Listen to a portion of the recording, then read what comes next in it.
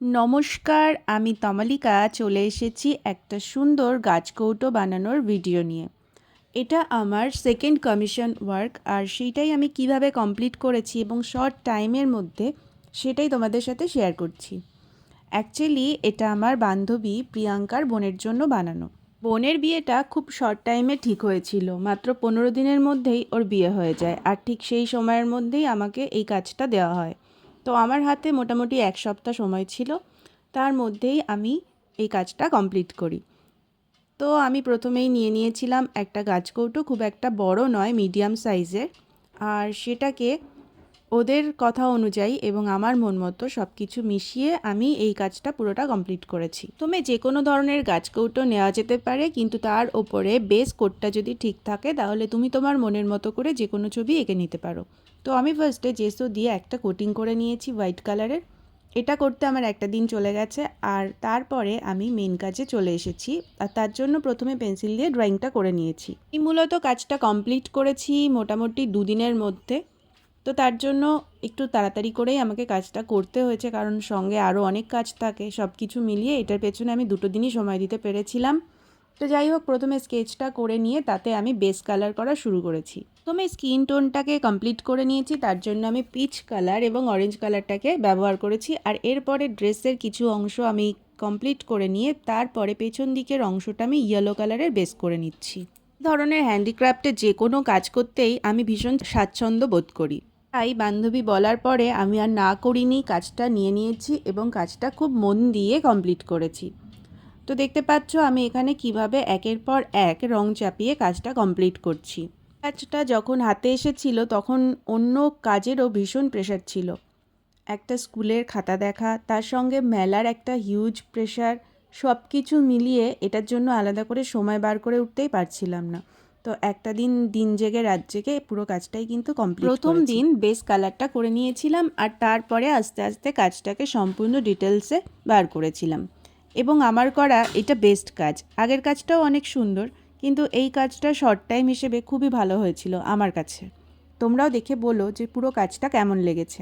আসলে যে কোনো কাজেই ফিনিশিংটা যত ভালো হয় কাজটা দেখতে ততটাই সুন্দর হয়। তো এই কাজটা শর্ট টাইমে করলেও এর ফিনিশিংটা আমার কাছে খুবই ভালো লেগেছিল, তাই এটা আমার কাছে বেস্ট কাজ। এই ধরনের কাজ এখন অনেকেই করছে। তোমরাও যারা এই ধরনের কাজ করো তারাও আমাকে কমেন্টে তোমাদের কাজগুলো দেখাতে পারো। আর আমার কাজ যদি তোমাদের ভালো লাগে তাহলে অবশ্যই আমার সাথে যোগাযোগ করতে পারো, তোমাদের যদি এই ধরনের কোনো কিছু প্রয়োজন হয়। গাছকৌটো অথবা কুলো অথবা থালার সেট যাই হোক না কেন, তোমরা নির্দ্বিধায় আমার সাথে যোগাযোগ করতে পারো। তোমাদের সাথে কথা বলতে বলতে আমি অনেকটাই কিন্তু কালার কমপ্লিট করে ফেলেছি। মুখের টোনটা পুরোপুরি কমপ্লিট হয়ে গেছে, আর দিয়ে নিচ্ছি আমি ড্রেসের কালার, এবং অনেকটাই ড্রেসের কালার কমপ্লিট হয়ে গেছে। এবার ওপরের দিকের এবং নিচের দিকে যে ফাঁকা ফাঁকা অংশগুলো রয়েছে সেগুলোকে আমি কালার দিয়ে ভর্তি করে নিচ্ছি। প্রত্যেকটা কাজ করার মধ্যেই অনেক কিছু শেখা যায়। তো আমি প্রত্যেকটা কাজ থেকেই কিছু কিছু শিক্ষা নিই এবং সেটাকেই পরবর্তীতে অনেকটা ইমপ্রুভ করার চেষ্টা করি। তো সেই সমস্ত অভিজ্ঞতাগুলোকেই কাজে লাগাই যখন, তখন অনেক সুন্দর একটা কাজ সৃষ্টি হয়, আর সেটা দেখতে নিজেরই খুব ভালো লাগে। যেমন প্রথম কাজটা করার পর আমি বেশ অনেক কলকা টলকা করেছিলাম হোয়াইট কালার দিয়ে, কিন্তু কাজটা করার পর মনে হয়েছে যে ওইখানে কাজগুলো একটু হালকা রাখলে জিনিসটা হয়তো আরও বেশি দেখতে ভালো লাগবে। তো সেই মতো করে এখানে কিন্তু আমি কাজটা অনেকটা হালকা রাখার চেষ্টা করেছি। তো কাজ যত হালকা হবে তত কিন্তু বড় বউয়ের জায়গাটা অনেক বেশি ফোকাসড হবে এবং দেখতে ভালো লাগবে। তো সেই কারণে হোয়াইটের কাজগুলো আমি খুব একটা বেশি ডিটেলসে বা খুব একটা হেভি কাজ আমি করতে যাইনি, সবটাই হালকার ওপরে রেখেছি যাতে ওভারঅল জিনিসটা দেখতে অনেকটা সুন্দর লাগে। আর এখানে আমার মেন কালার কম্বিনেশন ছিল রেড, ইয়েলো, ব্লু আর গ্রিন, আর সেটার ওপরেই বরবউটা কিন্তু দারুণভাবে ফুটে উঠেছে আর খুব সুন্দর লাগছে দেখতে। একদম লাস্টের দিকে আমি চলে এসেছি, আর খুব ছোট্ট ছোট্ট এবং সূক্ষ্ম সূক্ষ্ম কিছু ডিটেলসের কাজ বাকি আছে, সেগুলো আমি হোয়াইট কালার দিয়ে করে নিচ্ছি। আর দেখো কতটা সুন্দর লাগছে গাছকৌটোটা দেখতে। পুরোটা কমপ্লিট হলে আরও স্লো করে তোমাদের দেখাবো এবং দেখে জানিও যে আমার এই কাজটা তোমাদের কেমন লাগলো। এইবার যে জুয়েলারিগুলো ছিল সেগুলোকে আমি একটু ব্রাউন কালার দিয়ে শেড দিয়ে নিয়েছিলাম, তার উপরে কিছু হোয়াইট কালার দিয়ে আরও একটু ডিটেলস করে নিচ্ছিলাম। এটা কতটা গর্জিয়াস হয়েছে সেটা তোমরা দেখলেই বুঝতে পারবে। ফুল কাজটা তো আমি আবার দেখাবো, এখন বরের জামাটাকে একটু ডিজাইন করে নিচ্ছি, আর এটাই মোটামুটি শেষ পার্ট। আর পুরো কাজটা কিন্তু তোমরা দেখে বলবে যে কেমন হয়েছে আমার কাজটা। আর ভালো লাগলে অবশ্যই আমার চ্যানেলটাকে সাবস্ক্রাইব করবে, আর বেল আইকনটা প্রেস করে দেবে, যাতে তোমরা নোটিফিকেশানগুলো খুব সহজেই পেয়ে যেতে পারো। তো চলো পুরো কাজটা তোমাদেরকে দেখাই। এই দেখো, কাজটা 90% কমপ্লিট হয়ে গেছে। এখন দেখার পর মনে হচ্ছে আরও একটুখানি ডিটেলস করলে জিনিসটা হয়তো আরও সুন্দর লাগবে, তাই আরও কয়েকটা সূক্ষ্ম সূক্ষ্ম কাজ আমি করব। তো চলো বাকিটা করে নিই।